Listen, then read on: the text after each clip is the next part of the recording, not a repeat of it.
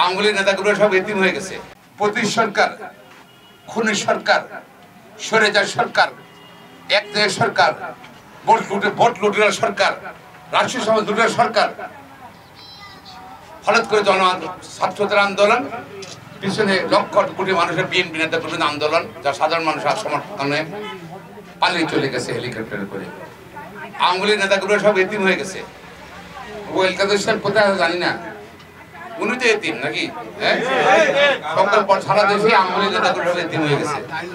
তারা কিন্তু আর এখন প্রকাশ্যে বাইরে হচ্ছে না। কেন বাইরে হবে? কেন এই ভোট?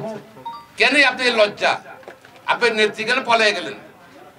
উনি প্রধানমন্ত্রী ছিলেন, রাজনীতি করেন, উনি দেশে থাকবেন। নিশ্চয়ই ওনার কোনো ভয় ছিল।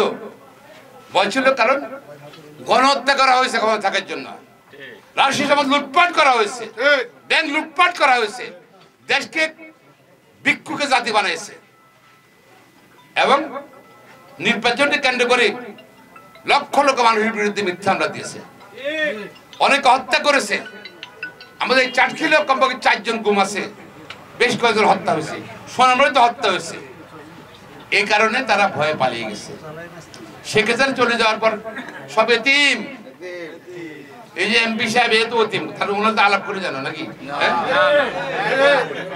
মেয়র সাহেব বলে জানে তো, চলে গেছে গিয়া কয়নি একটু মেয়র একটু থাকো, কিছু কয়নি তো নাকি? এতে চলে গেছে। এত এতিম করতে কোনো তো ইয়া নাই, এতে কোনো আশ্রয় কেন্দ্র নাই, আশ্রয় কিছু নাই, বুঝছেন নাকি? আপনারা কিন্তু এতিমের উপরে আটটা দিয়ে না। তারা অপরাধ করছে যা, সেটা আইন আছে নিতে হবে, আপনাদের থানায় যেতে হবে। আগে থানাগুলো ছিল আওয়ামী লীগের ক্লাব, সারা বাংলাতে চাটকুলে ছিল। সন্ধ্যার পরে আওয়ামী লীগের ক্লাব আড্ডা মারত। এখন কিন্তু জনগণের থানা। সুতরাং থানা জানে কার কাছে অবৈধ অস্ত্র ছিল। এই অস্ত্র জনজনের চাটকিলে ছিল অনেক। একটা নিরাপদ চাটকিল, সুন্দর চাটকিলকে তারা কিন্তু 16 বছর একটা সন্ত্রাসের জনবোধ করেছে, মাদকের জনবোধ করেছে। এবং আজকে আমাদের দাবি অবৈধ অস্ত্রদের গ্রেপ্তার করতে হবে, অস্ত্র উদ্ধার করতে হবে। পাশাপাশি এখানে আপনার দখলবাজি চলবে না, চাঁদাবাজি চলবে না, তারপর সহিংসতা করা চলবে না।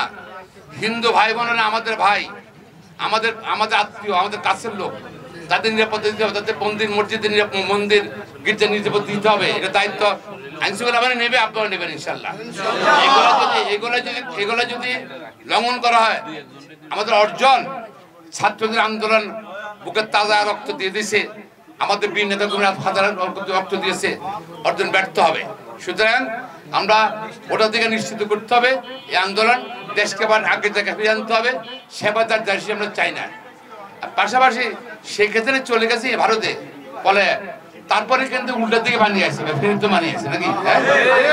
পানি চাইতেছ না, এখন কি ইচ্ছা করে বানিয়ে দিল না অন্য কোনো কারণে দিল?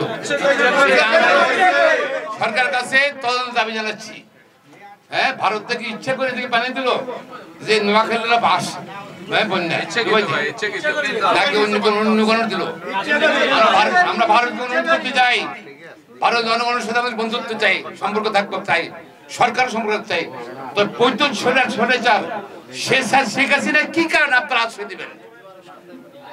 আন্তর্জাতিক আইন আছে আর আপনাদের সঙ্গে চুক্তি আছে। উনি যদি কোনো দোষ না করে নির্দোষ হয়ে থাকেন, উনি বাংলাদেশে পাঠিয়ে দেন।